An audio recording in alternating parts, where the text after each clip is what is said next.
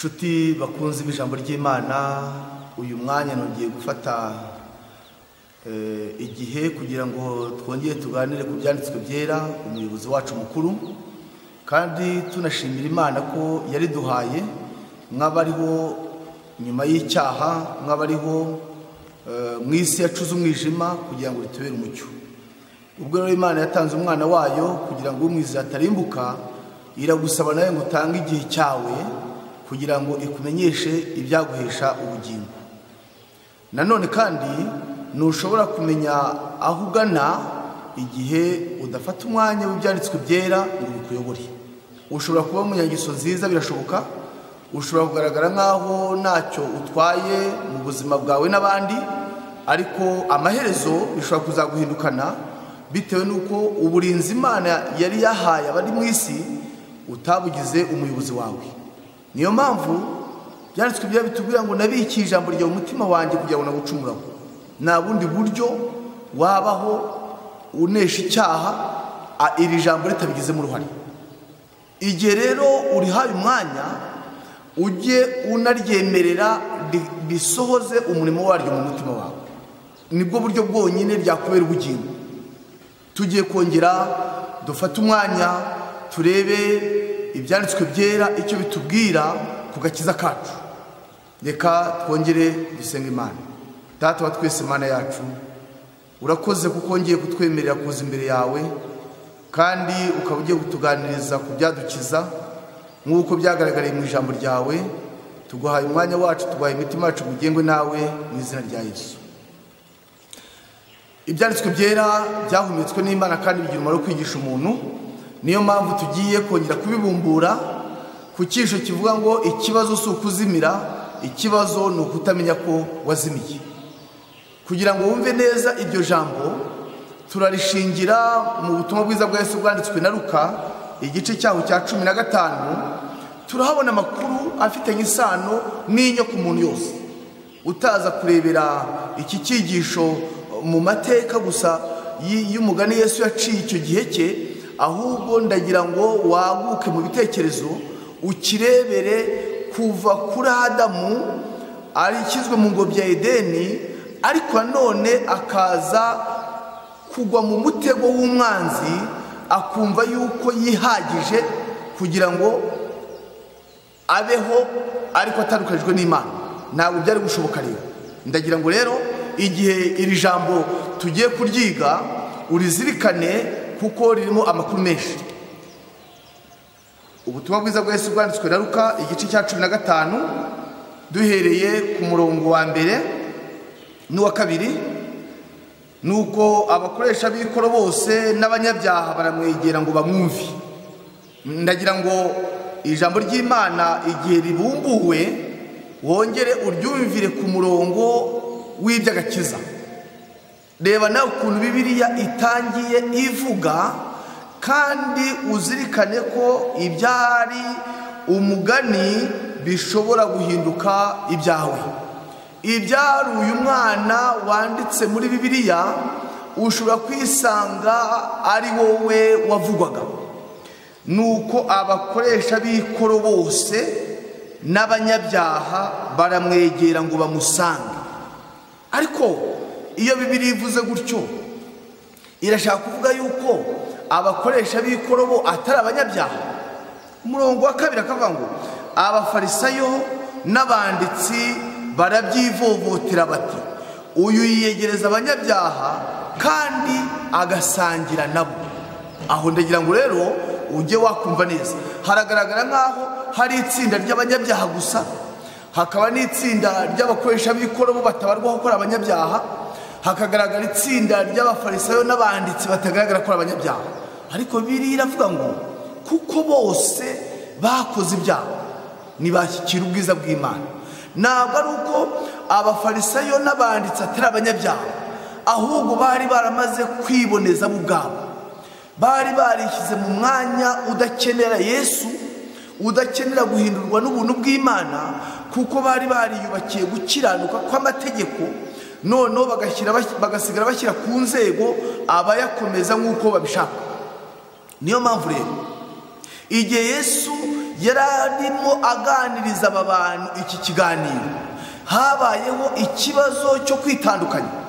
Abafarisayo n'abanditsi ntibakwishimira ayo magambo ikiganiro Yesu yagiye agirira abanyabyaha, abo bitaga bo abanyabyaha, noneho bakabafata nk'aho atarabo kwegerwa kubera yuko bo babafata nk'abashayishije. Kandi uwo mwuka wa Satani n'uyu munsi ushobora kuba ukigaragara mu bantu bavuga yuko bajya mu ijuru, aho usanga hari abantu bitwa abanyabyaha ruharwa batakwegera, ariko abo ngabo nibo Yesu yaje gushaka, abo nibo yabambiwe ku musaraba, kandi n'uwo ubivuga gutyo nawe ari mu bo Yesu yapfiriye, kandi nawe ni umunyabyaha. Ariko cyane agira ngo twite cyane kuri iri jambo dusoma ku murongo wa 11 w'igice cya 15 cy'ubutumwa bwiza bwa Yesu bwanditswe na Luka. Kandi arababwira ati, hariho umuntu wari ufite abahungu babiri. Umuhererezi abwira se ati, ubwo tugeze ku murongo wa 12, data ma umugabane w'ibintu unkwiriye. Nuko agabanya amatungo ye. Iminsi mike ishize, umuhererezi ateranya ibintu bye byose, aragenda ajya mu gihugu cya kure, yayisha ibintu bye ubugoryi bwe. Iyo ugiye mu Itangiriro igice cya mbere ukareba uhere ku murongo wa 26, aho Imana y'ubwayo itagishije umuntu uwo ari we wese inama, yafashe icyemezo cyo kurema umuntu, kandi uwo muntu uko yifuzaga yaremwa niko yabikoze. Imana iravuga iti, igice cya mbere cy'Itangiriro umurongo wa 26, tureme umuntu agira ishusho yacu ase natwe, batwara amafi yo mu nyanja n'inyoni n'ibisiga byo mu kirere n'amatungo n'isi yose n'igikururuka hasi cyose. Uyu murongo utwereka ko gahunda y'Imana yo gushyira umuntu ku isi, hagombaga gushyirwa umuntu w'intungane, umuziranenge, usa n'Imana. Ariko wajya mu gice cya 3, uko Yesu yaciye uriya mugani akerekana yuko umubyeyi wari ufite abahungu babiri, uwo mubyeyi nta wundi Yesu yarengurizaga uretse data wa twese. Kandi haratwereka cyane ko nubwo uyu mubyeyi yari afite abahungu babiri, turabona umwe afata icyemezo cyo kutanyurwa n'ubuzima yahawe, n'ubuzima bwo kuba mu rugo rwa se. Igihe Imana yari imaze kurema Adamu, imaze kumushyira mu ngobyi ya Edeni, iramubwira iti, igice cya 2 cy'Itangiriro umurongo wa 15 ndetse n'uwa 16, Uwiteka Imana ijyana wa muntu imushyira muri iyo ngobyi yo muri Edeni ngo ahingire ibirimo ayirinde. Uwiteka Imana iramutegeka iti, ku giti cyose cyo muri iyi ngobyi ujye urya imbuto zacyo uko ushaka. Igice cya 2 cy'Itangiriro umurongo wa 17, ariko igiti cy'ubwenge menyesha icyiza n'ikibi ntuzakiryeho, kuko umunsi wakiriyeho no gupfa uzapfa. Adamu yashyizwe byose mu biganza, yari asigaje umurongo witwa kugirira Imana icyizere cy'uko ibyo Imana yamuhaye bihagije, ibyo Imana itamuhaye atari ngombwa. Ariko nanone mwene muntu mu buzima bwe arangwa no kutanyurwa, arangwa no kumva yanarengera ku byo Imana yamuhaye. Igice cya 3 cy'Itangiriro kitwereka umushukanyi amwegereye akamushidikanisha ibyo Imana yamubwiye. Uko kubishidikanisha, uyu munsi nubwo tubona insengero zirimo abantu benshi, ariko abafitiye Imana icyizere binyuze mu ijambo ryayo ni bake cyane. Bariga rwose, yewe bakumva banaboneka mu materaniro yose ashoboka, ariko bagahora bashyira ikibazo ku by'Imana yavuze. Aho bashyize ikibazo, aho bafite intege nke mu kumvira iby'Imana, niho umushukanya begerera akabumvisha ko hari ubundi buryo babaho ariko banyuranije n'ibyanditswe byera, cyangwa se akabumvisha ko bagira ibyo bemera byo mu ijambo ry'Imana, ibindi bakabihakana. Uko guhakana bimwe ibindi wabyemeye, nicyo kibazo Satani arimo yifashisha ku bantu benshi bavuga yuko bari mu itorero. Aho nawe rero uhatize ibitekerezo, urebe ko wahaye umwanya ibyanditswe byera ngo bisohoze umurimo wo gukiranuka mu mutima wawe. Tugarutse kuri wa mugani, ubutumwa bwiza bwa Yesu bwanditswe na Luka, aho twamaze kubona ko umwe mu bana b'uwo mubyeyi w'umuhererezi yafashe icyemezo, agenda abwira se, aramubwira ngo kuba hano, kuba mu buzima buri munsi y'amategeko yawe mubyeyi, kuba mu mirimo idafite ubwisanzure, kubaho hari aho nemererwa kugera, ndabirambiwe, ndashaka ko ucutsa. Nanjye maze gukura. Nuko yibwiraga ko amaze gukura mu bitekerezo. Kandi na Adamu igihe yari arimo yegera igiti kimenyekanisha icyiza n'ikibi, yumvaga nawe yarakuze, yumvaga bimworoheye kuba yagenda atari kumwe n'Imana, yumvaga ntacyo bitwaye ko nawe yashyira mu ntekerezo ze agashyira ibintu mu gaciro. Ariko uburyo bwose watekereza bunyuranije n'iri jambo, utazigera witega umusaruro wo gukiranuka uzavanamo, uretse gutsindwa, gucumura no gutakaza ibyiringiro by'ubugingo. Uyu mwana nk'uko biri tubwiye, niko Yesu yabivuze, igihe yari amaze kugenda, umutungo Imana yari yamuhaye binyuze muri uriya mubyeyi, cyangwa se umutungo Imana yari yahaye Adamu wa mbere ukomeye, ntabwo ari ibyo kurya. Umutungo ukomeye Imana yari yamuhaye ni ubutungane, ni ubugingo buzira icyaha, ni ubugingo buzima. Uko kwera Imana yaguhaye, uko kwera Imana yahaye umuntu, niwo mutungo ukomeye.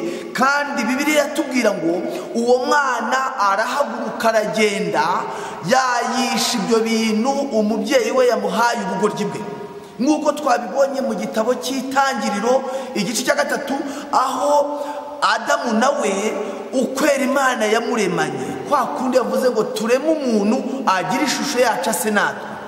Uwo mutungo ukomeye naho uhuriye n'imitungo yose ufite. Imitungo yindi irarangira, nta n'umuntu izarangira aho bizabuza ubugingo buhoraho. Ariko banza urebe icyo Imana yakugize cyo, icyatumye uri ku isi, impamvu uriho ni iyihe. Kandi hari abuzi bagiye ureba n'ubu bakigenda. Iragira ngo utekereze ku mutungo Imana yaguhaye, ariko gakiza tubonera muri Yesu Kristo. Igihe wa mwana yari amaze kwayisha ibintu bye byose ubugoryi bwe, murongo wa 14 w'igice cya 15 cy'ubutumwa bwiza bwa Yesu bwanditswe na Luka, imitungo yose ayimaze, abimaze byose, inzara nyinshi itera muri icyo gihugu, atangira gukena. Icyo gihugu cya kure yagiyemo, icyo gihugu cya kure yagiyemo, iyo usomye neza mu rwandiko rwa 2 rw'Abakorintho igice cya 5 umurongo wa 6, usanga ko Pawulo hari ijambo yahavuze, ngira ngo uyu mwanya wongere utekereze. Kandi igihe uritekereza wumve yuko nawe rikureba. Rwandiko rwa 2 Pawulo yandikiye itorero ry'Ikorinto igice cya 5 uhereye ku murongo wa 6, haravuga ngo nicyo gituma dukomera umutima iteka, kandi tukamenya yuko iyo turi iwacu mu mubiri tuba dutuye kure y'umwami wacu. Uyu mwana kuba Bibiliya yakoresheje muri vuga ngo ajya mu gihugu cya kure, ntabwo Adamu yagumye mu ngobyi ya Edeni nyuma yo gucuma.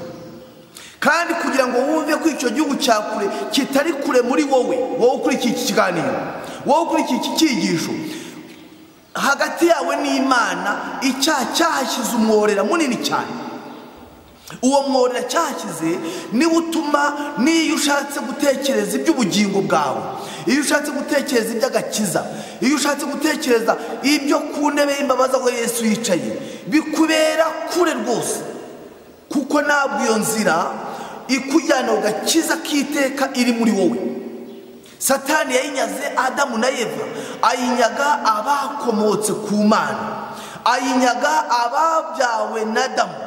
Abo bose iyo bashatse kubana n'Imana birabananira, ndetse ku rwego n'ibyanditswe byera, nubwo waba warabitanzeho amafaranga yawe bikugora kubyiga kandi habitsemo ubugingo. Warabiguze, urabikunda, ariko kuzabiha umwanya ngo ubyige bizakugora, kuko wagiye mu gihugu cya kure. Icya kabiri ni uko n'igihe ufashe umwanya wo gupfukama ngo usenge, uzajya wumva andi majwi yivanga mu magambo urimo ubwira Imana, kuko uri mu gihugu cya kure nubwo utari ubizi. Iyo turi kure y'Imana, iyo tudafite Imana mu bugingo, iyo iri jambo ritafashe umwanya wa mbere muri twe, umuntu aba atuye mu gihugu cya kure rwose. Noneho uyu mwana amaze kujya mu gihugu cya kure, ibyo yajyanye birangiye, bwa butungane bw'umutima nta kindi yagombaga gukora. Bibiliya iratubwira ngo inzara nyinshi itera muri icyo gihugu uwo mwana arimo. Icyo yakoze ni iki? Bibiliya irabivuga. Aragenda aho yagiye nihe? Agiye kubona umuntu wo muri icyo gihugu wari umutunzi. Aragenda amusaba akazi yamusabye ntabwo undi yakamwimye, ahubwo uzajya ureba akazi yamuhaye uko gasa. Yamuhaye akazi ki? Akazi ku murongo wa 15 yahawe uyu mwana ni kazi ki? Aragenda hakwa ku muntu wo muri icyo gihugu, amwohereza mu gikingi cye kuragira ingurube. Umurongo wa 15 w'igice cya 15 cya Luka ni kwatubwiye. Uwo wari umurimo ubangamiye, uwo wari umurimo utashimishije, kandi yagomba kuwukora kuko nta yandi mahitamo yari afite. Icyo yagomba gukora kuko abuze uko agira, akazi yaragakoze. Ariko se yagakoze anezerewe? Nimba yaragakoze se yigeze yumva nejejwe nako? Icyo ngicyo ukwiye kukibazaho. Mu gitabo cyitwa Imigani ya Kristo umugabane wa 2 harimo amagambo ngira ngo twumve neza, kandi ayo magambo uyategera amatwi, kuko afitanye isano n'ubugingo bwawe, kandi afitanye isano n'iby'uyu mwana. Paje ya 93 haravuga ngo ako kazi kari ak'inyuma kuruta kandi kazi kariho. Uwo musore wirataga ngo arashaka umudendezo, ngaho aho yari ageze mu bubata yikururiye. Yari yafashwe no gukiranirwa kwe. Ako kazi yagiye guhabwa ko kuragira ingurube, niko kazi kari akazi kabi mu Israheli, cyane ko izo ngurube inyandiko za Bibiliya zitemeraga ko ingurube yakororwa n'umwisiraheli cyangwa se ngo abe yayikozaho n'urutoki n'intumbi yayo. None reba uyu mwana urwego yaragezemo rwo kujya gusaba akazi, kandi ako kazi yasabye ni akazi gasuzuguritse k'umuntu utagifite ishusho y'Imana. Ariko iyo umuntu amaze kwitandukanya n'Imana, nta kindi gikurikiraho uretse kwemera icyo umwanzi yamukoresha cyose. Ariko nanone kuri iyo paje ya 93 Imigani ya Kristo umugabane wa 2, Imana iracyahamagara uwitandukanije nayo, kandi ikoresha uburyo bwose kugira ngo igarure bene uwo muntu mu nzu yayo. Nubwo uyu mwana yari yagiye, nk'uko nawe ubugingo bwawe bwamaze gutandukana n'Imana uhereye ukivuka, Imana iracyahamagara umuntu nk'uwo, iracyari ku bugingo bwawe kugira ngo ikwereke yuko nubwo witandukanije nayo yo ikigufitiye imbabazi. Erega kuba uri mu rusengero, kuba warabatijwe mu buryo bwose imibatizo uyemera, kuba ufite n'inshingano mu itorero, ibyo ntibivanaho kuba wazimira. Ndetse habwo kuzimira kwawe kwakwenda kurenga uko abanyabyaha ruharwa, babandi abafarisayo n'abanditsi bivovoteye ngo Yesu arabegereye, habwo aribo bari barazimiye cyane kurenza abo bita abanyabyaha. Ni byiza kugira ibyiza ukora, ni byiza kugira inshingano ukora, kuko iyo umuntu ari kumwe n'abandi, Imana yatanze impano ngo abantu aho bari bunganirane. Ariko ubanza urebere iby'ubugingo bwawe muri Yesu Kristo, urebe ko ubwo bugingo nawe ubufite. Erega Imana imaze kurema Adamu na Eva, icyo yabakoreye yabahaye ubugingo buzima. Ubwo bugingo buzima nibwo mwifuriza. Uyu mwana yaragiye mu bubata adashobora kwivanamo, kandi imbata ni umuntu utagifite amahitamo. Itegeko rya shebuja niryo riba rimugenga, ubumuntu bwe aba yarabwambuwe. None nawe ugeze he mu kurwanya iby'Imana mu mutima wawe? Mu Baroma, rwandiko Pawulo yandika itorero ry'i Roma ku gice cyaho cya 8 ku murongo waho, rwandiko Pawulo yandika itorero ry'i Roma igice cya 8 ku murongo wa 7 haravuga ngo, kuko umutima wa kamere ari umwanzi w'Imana, kuko utumvira amategeko y'Imana ndetse n'ushobora kuyumvira. Umurongo wa 8 haravuga ngo, erega burya abari mu butware bwa kamere ntibashobora kunezeza Imana. Uri mu butware bwa kamere nubwo utabizi. Ikizakwereka yuko ubwo butware bwa kamere bumazemo igihe nuko utakwibatura ngo wakire iby'Imana mu mutima wawe, nuko utabasha gutekereza iby'Imana nubwo yabisahimwe. Ngaho uzabigerageza urebe, nibikunanira nibwo uzajya nibura watangira gusogongera ku bubata urimo bwagufashe miri. Uriya muntu wari uri mu kindi gihugu, wari ufite imitungo, uriya mwana yagiye guhakwaho yarinde. Waba warigeze kumutekerezaho? Nimba yamutekerejeho urahirwa. Ariko ndagira ngo tumurebere mu byanditswe byera mu butumwa bwiza bwa Yesu bwanditswe na Matayo igice cyaho cya 4 ku murongo waho wa 5. Maze umwanzi amujyana mu murwa wera, amuhagarika ku gasongero k'urusengero. Murongo wa 6 aramubwira ati, niba uri umwana w'Imana ijugunye hasi, kuko handitswe ngo izagutegekera abamarika bayo bakuramire mu maboko yabo, ngo udakubita ikirenge ku ibuye. Yesu aramusubiza ati, kandi handitswe ngo ntukagerageze Uwiteka Imana yawe. Murongo wa 8 umwanzi arongera amujyana ku mpinga y'umusozi. Umwanzi arongera amujyana mu mpinga y'umusozi muremure cyane, amwereka ubwami bwose bwo mu isi n'ubwiza bwabwo. Aramubwira ati, biriya byose ndabiguha nupfukama ukandamya. Aho ndagira ngo uhumve neza, kuki Satani yabwiye Yesu ko ibyo bintu ari ibye, kandi tubonye yuko wabiha nubanza kwemera ko amugura agahinduka uwe, nupfukama ukandamya, ibyo byose ndabiguha kuko nijye wabigaragaje. Uyu mwana rero yagiye guhakwa muri icyo gihugu cya kure, ni nkaho yatandukanijwe n'Imana, ajya mu gikingi cya Satani, abimbata ye. Kubaho kwe kwari gushingiye ku byo Satani amukoreye. Tugikomeza kumva ibyuriya mwana wagiye mu gihugu cya kure gushaka y'akazi, dushobora kubirebera mu butumwa bwiza bwa Yesu bwanditswe na Matayo igice cya 4 ariko ugahera ku murongo wa 9. Ni Satani wabwiye Yesu aya magambo, aramubwira ati, biriya byose ndabiguha nupfukama ukandamya. Ngiyo inshingano y'abagiye kwa Satani, nukuramya Satani kugira ngo babeho.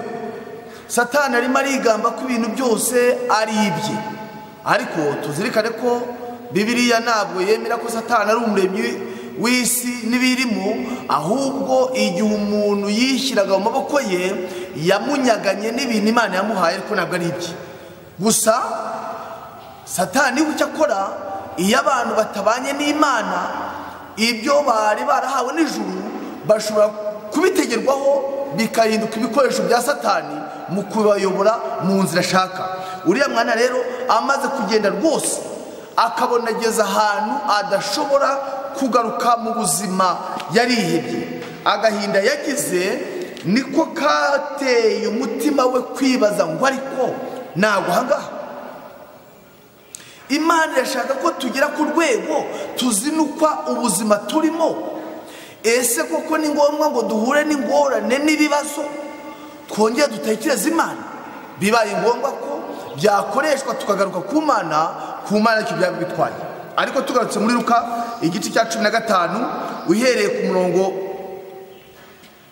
wa 16, yifuza guhazwa n'ibyizo ngurube zaryaga, ariko nihagira ubimuha. Umurongo wa 17, nuko yisubiyemo aribwira ati abagaragu ba data ni benshi kandi bahazwa n'imitsima bakayisigaza, naho nge inzara insinze hano. Reka dushimire Imana ko uyu mwana yashyize ubwenge ku gihe. Ntabwo uku gutekereza gutya ari ukwa mwene muntu, ntabwo ari ibya buri wese kwitekerezamo ngo yisubiremo agire guhuza aho yari ari n'aho ageze, keretse umurimo wa Mwuka Wera. Nyamara nubwo yari kwisubiramo gute, ntabwo yari yemerewe kugirana imishyikirano na shebuja ngo amubwire ngo akazi wamaye ndakarambiwe, kubw'ibyo ndashaka gutaha ngasubira kuba umudendezo. Nta muntu n'umwe, yaba umwana muto kugera ku musaza mukuru, Satani azavuga ngo shingiye ku bihe byiza twagiranye mu cyaha, shingiye ku byo nagukoresheje ukabyemera, shingiye ku kuba warabaye inyangamugayo ku byo naguhaye, ngaho ndagukomoreye genda ujye ku Mana. Icyo ntuzigere ugiteganya. Niyo mpamvu ikintu dusoma ni uko mu butumwa bwiza bwa Yesu bwanditswe na Yohana igice cyaho cya 16 uhereye ku murongo wa 8 hari amagambo ngira ngo tuhumve neza. Haravuga ngo ubwo azaza azatsinda ab'isi, abemeza iby'icyaha n'ibyo gukiranuka n'iby'amateka. Iby'icyaha kuko batanyizeye. Uyu murongo tuwumve neza. Ntabwo uyu mwana kuba ngo yisubiramo arongera ashyira ubwenge ku gihe, ntabwo biri muri kamere y'umunyabyaha. Kugira ngo Adamu agaruke mu murongo muzima, ni Imana yamuhamagaye. Adamu urihe? Iryo jwi ihamagaje Adamu irahamagaza abihisha Imana, bakayihisha mu itorero, bakayihisha mu nshingano, nyamara hanze y'urusengero ari abanyabyaha ruharwa. Abo ngabo Imana irabahamagara nk'uko yahamagaye Adamu.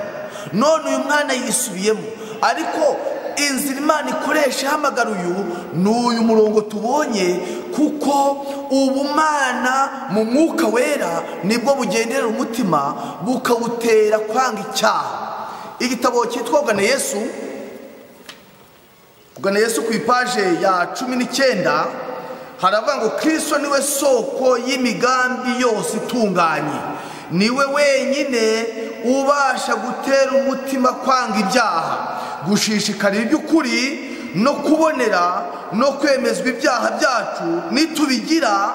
Ni ibihamya byerekana ko Umwuka wa Yesu akorera mu mitima yacu. Ntabwo biri muri twebwe kumva ko twatangira kwanga icyaha, tukumva twatangiye kukizinukwa. Ibyo ntabwo biri muri twebwe, ariko ijuru wo rigendereye. Niyo mpamvu mu byanditswe byera ku itoro ry'Irawodokiya Yesu avuga ngo dore mpagaze ku rugi ndakomanga, umuntu niyumva ijwi ryanjye agakingura urugi nzinjira iwe dusangire. Ntabwo twebwe muri kamere twabonye mu Baroma ya yindi umwanzi w'Imana yadukundira kongera kwifuza iby'agakiza. Kandi urwo rugi Yesu akomangaho, uwakomangira ari imbere, kandi igikare girufunze kiri imbere, bisobanuye ngo nitwe twifungiranira mu narige.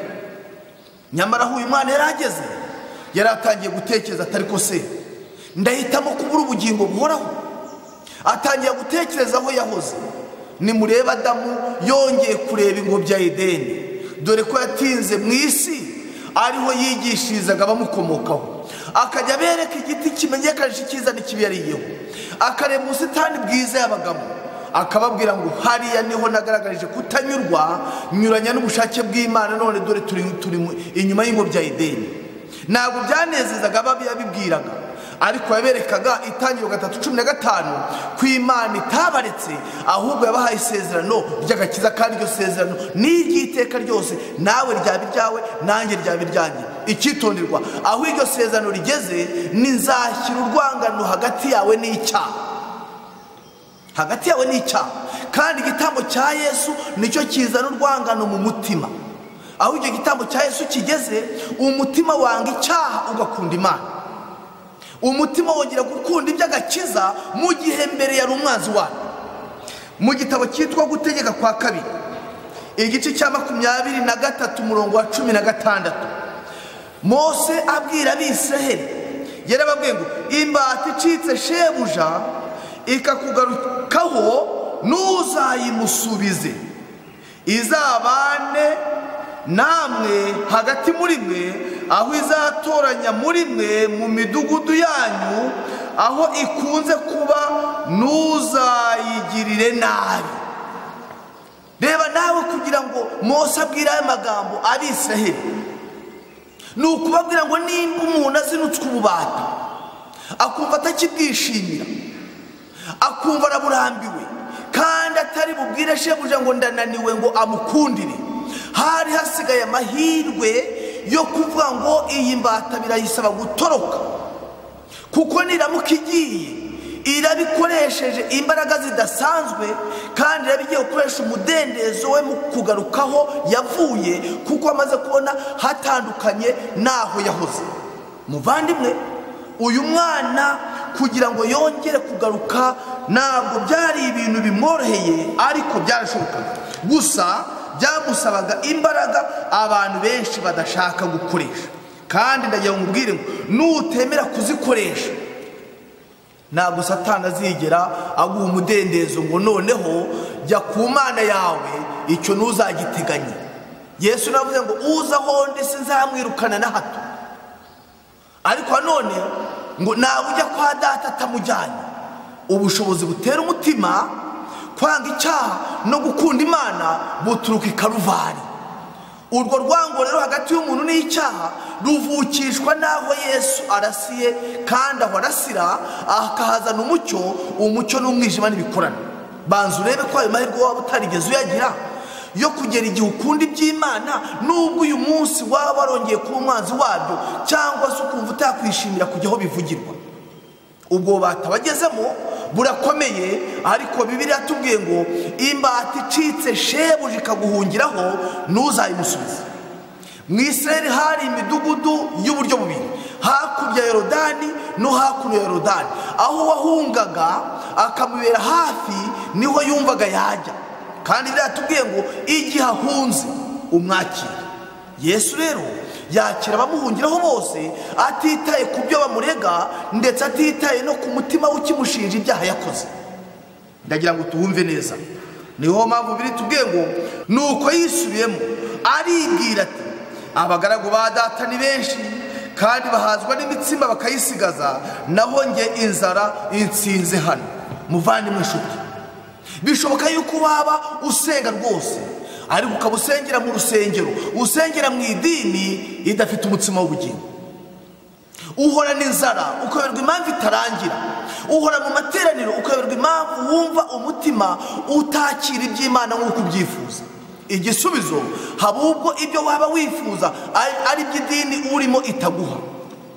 Ndetse bishoboka yuko waba uri no mu itorero ryasigaye, itorero rifite ukuri kose guhagije gukiza abatuye isi, nawe urimo. Nyamara amahirwe ayo mahirwe ufite ukaba ari make cyane utayakoresha uko bikwiriye. Ufite ibyanditswe byera mu biganza byawe, Imana yarabihashyize, ariko wimye Imana umwanya ngo ikubere umwigisha mukuru. Uzabyakira ute? gihe wirengagiza kubana n'ababiganira, kubana n'ababikunda no gukunda aho biganirirwa, icyo nimba utagifite mu bugingo bwawe uzahurana umutima ukakaye nk'ubutayu. Ariko Bibiliya tubwiye ngo mu rugo rwa data abagaragu bahari benshi, aravuga ngo mu rugo rwa data abagaragu ni benshi kandi bararya imitsima bakayisigaza. Yesu ni ukubwira muri Yohana ati ninjye mutsima w'ubugingo kandi urya uwo mutsima ntazapfa iteka ryose.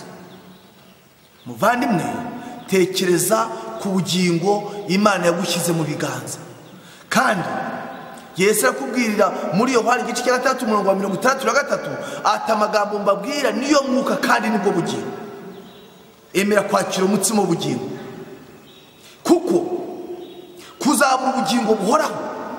Imana yaragendera umutima wawe ikakumenyesha ko aho uhagaze hatemewe, ikaguhishura ibanga ry'ikaruvari, ugacinya umukabura ubugingo, uzaba uguze urupfu rukunze kandi uzagororerwa ibyo wahisemo. Uyu mwana amaze gutekereza, erega mu itorero ryasigaye Imana yahashyize ibyakeneye umutima wawe, kandi ntuzarebere mu bwinshi bw'abaririmo ndetse ngo ube wagwa mu mutego uhuze ubukristo bwawe n'ubwabo ureba. Nta muntu mu isi Imana yagushyize imbere ngo abe icyitegererezo cyawe. Abaguhagaze imbere ni benshi, harimo n'abanyangeso nziza, ariko ubugingo bwawe bugomba kureba kuwanesheje icyaha akaba mu isi yambaye umubiri ariko ntagikora. Uwo nguwo wenyine niwe ufite kuguhindurira amateka. Uyu mwana amaze gutekereza rero, umwuka we yageze mu bugingo bwe, niho yatangiye kwibaza ibyaho yahoze. Ikitonderwa gusa ngira ngo utaza kugwa mu mutego, uyu mwana nuza gusoma neza igitekerezo cye, nta muntu yigeze ajya kuyoboza ngo inzira iwacu ni iyihe. Naho Bibiliya bigaragaje. Kubera iki? Yari yarigeze kubibamo abivamo. Wowe mu gihe utarabijyamo urahaguruka uyobowe nande? Ugomba gushyira ibyanditswe byera imbere yawe bikakubera umuyobozi. Naho uyu nguyu yari yarigeze kwihana, yarasogongeye impano y'Imana, yarigeze kuba mu materaniro aho iby'umwuka bivugirwa. Niyo mpamvu atigeze ayoboza ngo inzira ijya kwa data ni iyihe, mbese ninde wanyobora? Ahubwo ngo yongeye gutekereza iwawe, yibuka ko hari ibyo kurya bihagije, hari Bibiliya n'umwuka w'ubuhanuzi, hari ibyanditswe byera byo guhaza abashonje. Kandi Bibiliya itubwira yuko hazabaho inzara izatera ku isi. Iyo nzara izaba ari iyo gushaka ijambo ry'Imana. Itaraza ugifite aho wabasha kuvoma bigakunda, washatse ijambo ry'Imana bigishoboka. Ushobora kuba rwose wumva imirimo uyishyize imbere cyane ku buryo wumva utagiye mu kazi, ahari umuryango wawe waburara. Uyu munsi uriho ute kudaheruka kujya mu kazi? None si umuntu arwaye yavuye mu bitaro nabaho? Ndagira ngo ubwire ngo utashyira imirimo cyane imbere ngo uyirutishe ubugingo bwawe buhoraho, kuko imirimo izarangira ariko ubugingo buhoraho n'ubwiteka ryose.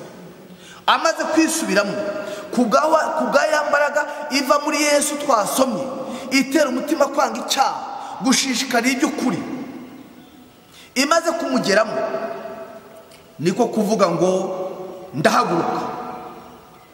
Ku murongo waho w'igice cya 15 cy'ubutumwa bwiza bwa Yesu bwanditswe na Luka, ku murongo waho wa 18, reka maguruke njye kwa data mubwire nti, data nacumuye kuyo mu ijuru no mu maso hawe. Reka uyu murongo tumve neza wa 18. Reka maguruke njye kwa data mubwire nti, data nacumuye kuyo mu ijuru no mu maso hawe. Uyu murongo turawusubiramo rwose kugira ngo wumve neza, kuko utarasobanuka indi tugiye gukurikiraho hari igihe utayumva neza. Reka maguruke njye kwa data mubwire nti, data nacumuye kuyo mu ijuru no mu maso yawe, ntibinkwiriye kwitwa umwana wawe, makambe nk'umugaragu wawe. uyu mwana nubwo atekereje neza ariko mu marira ye mu kababaro ke nanone arimo ararengera kuko arimo aratekereza Imana uko itari, aratekereza se uko atamutekereza. Ageze ku rwego ruha uburemere icyaha yakoze aho guha uburemere imbabazi za se. Niko kuvuga ngo nibura nyemere kuko nkurikije aho nageze mu cyaha nkaba nariyandaritse. Abantu benshi barabaririmbye mu makorali, abantu benshi bari bafite inshingano mu matorero, abantu benshi bari ababwiriza butumwa, ariko urebye ahantu bageze mu cyaha barimo baratekereza ko data wa twese atabemera. N'utekereza utyo kuko data wa twese wababariye Adamu agufitiye imbabazi. Cya gitabo cyo mu migani ya Kristo, igitabo cy'imigani ya Kristo ku ipaji 95 umugabane wa mbere. Ntukite ku nama y'umwanzi akubwira ko ugomba kubanza kuba intungane mbere y'uko usanga Imana. Nutegereza utyo ntuzayisanga iteka ryose.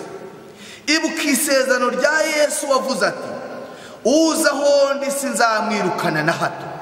Yohana 6:37. Bwira umwanzi ko amaraso ya Kristo ahagije kukwezaho ibyaha byose. Iri sezerano rya Dawidi ribe, iri sengesho rya Dawidi ribe iryawe. Unyuhagire ndaba umweru ndushe urubura.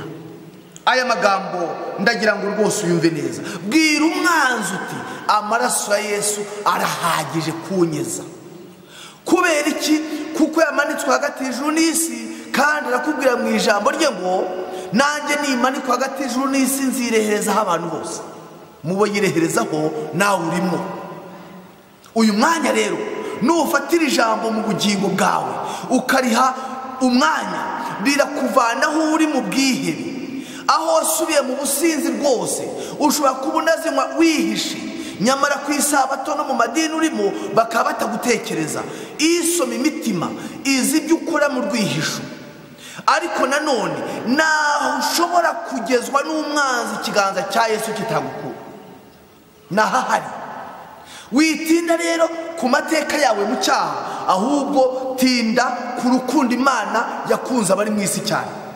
Umurongo wa 19 w'igice cya 15 muri cya gitabo cy'ubutumwa bwiza bwa Yesu bwanditswe na Luka.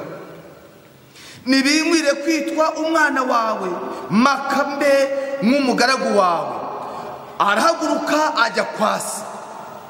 Murongo wa 20. Agituruka kure se aramubona, aramubabarira, arirukanga aramuhobera, aramusoma. Uwo mwana aramubwira ati data nacumuye kuyo mu ijuru no mu maso yawe. Nibinkwire kwitwa umwana wawe.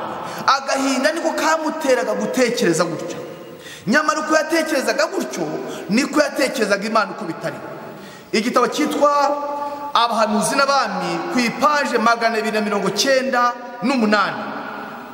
Nk'uko Satani yaregaga Yosuwa n'ab'ubwoko bwe, niko mu bihe byose arega abantu bashaka imbabazi n'ubuntu by'Imana.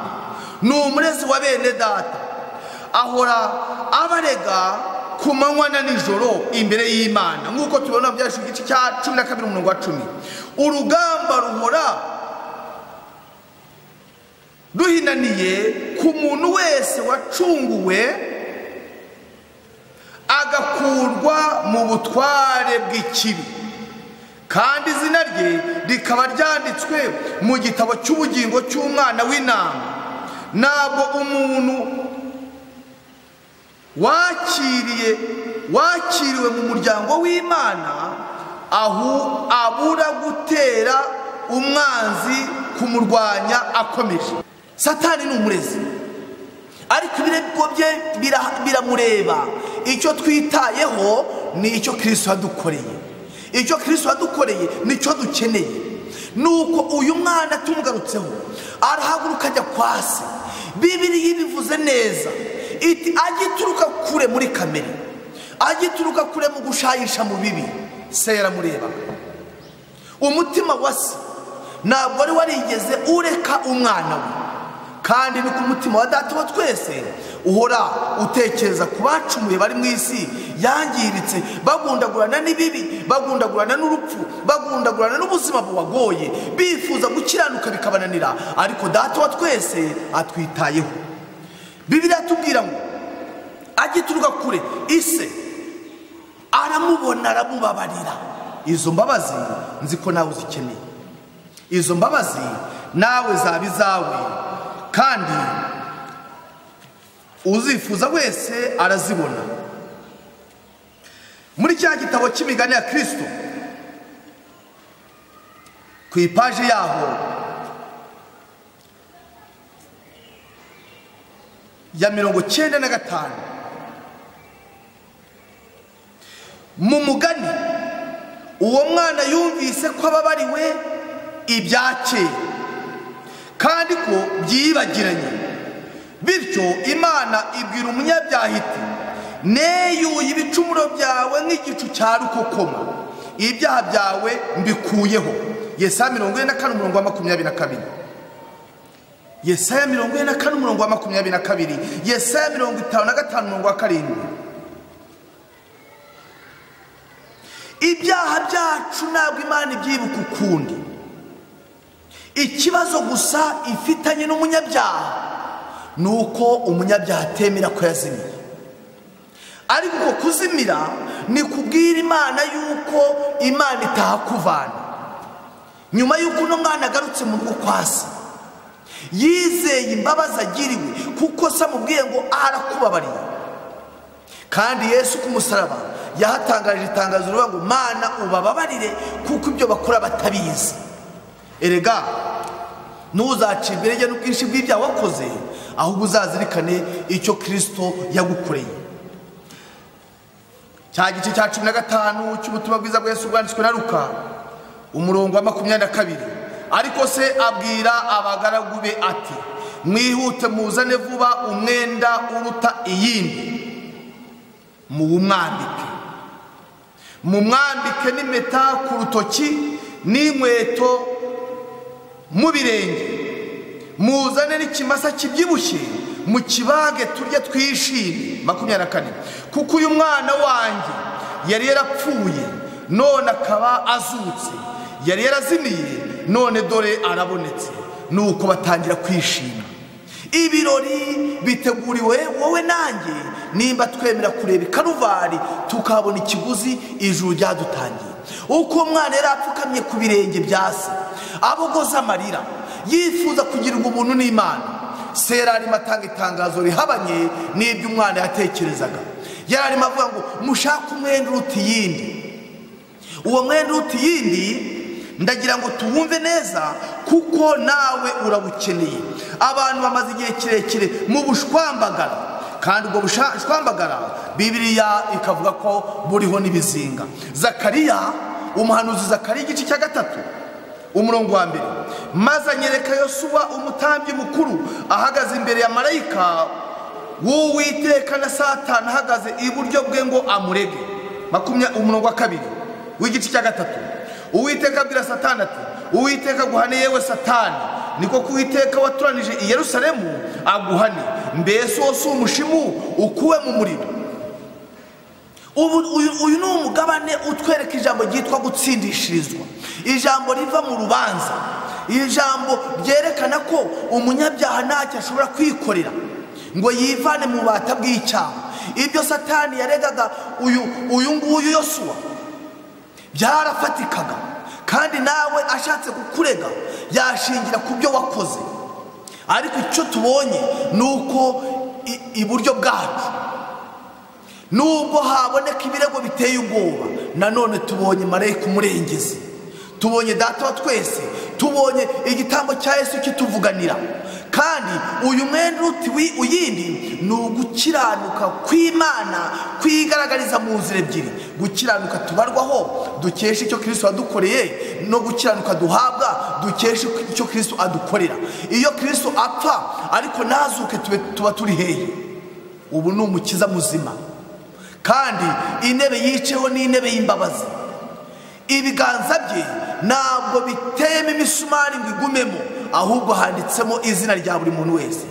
Niyo mpamvu Bibiliya imbwira kandi nawe ikubwira ngo nabaciye imanzi mu biganza. Yesu imbabazi ze azihanze ku bari mu isi nubwo baba batazishaka, ariko we icyo agomba gukora yagikoze. Nimurebe uyu mwana apfukamye ku birenge bya Yesu yiteguye guhabwa umurimo w'ubugaragu. Ariko nyamara uzirikane yuko icyo se yakoreye umwana naho gitandukaniye n'icyo data wa twese ashaka kugukorera. Arashaka ko ibirori biri mu ijuru bibeho kubw'izina ryawe, nicyo ashaka. Niyo mpamvu hazamo ijambo rivuga ngo mushake n'inkweto muzimwambike mu birenge, nimumwuhagire.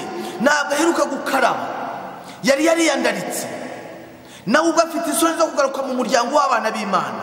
Iyo Bibiliya ikoresheje ijambo inkweto mu birenge, Pawulo abisobanura neza ngo mukwesa inkweto nibwo butumwa bwiza bw'amahoro bubiteguza. Ubutumwa bwiza arabwemerwa kongera kububwiriza nubwo benshi batazamwumva neza. Ushobora kuba wagize amahirwe yo kuvukira mu itorero, niko ubitekereza, ariko umunyezaburi we yavuze ko mu byaha ariho tuvukira. Ariko ntacyo bitwereka tubigumisha gutyo kuko ari kubyumva, ukaba wumva rwose ufite isungurusha abandi bavuye hanze, ukumva yuko wowe utigeze ushahisha mu bibi. Kubw'ibyo bihagije gutuma ugaya abaje mu itoro bavuye mu bubari, bavuye mu busambanyi, bavuye mu bunywi bw'ibiyobyabwenge. Ariko muvandimwe, ndagira ngo ubwire yuko abo ngabo umunsi baje bagusanga mu itorero, hari igihe bazakubwiriza nubwo bizakugora kubyumva kubera kubarebera mu mateka y'aho babaye.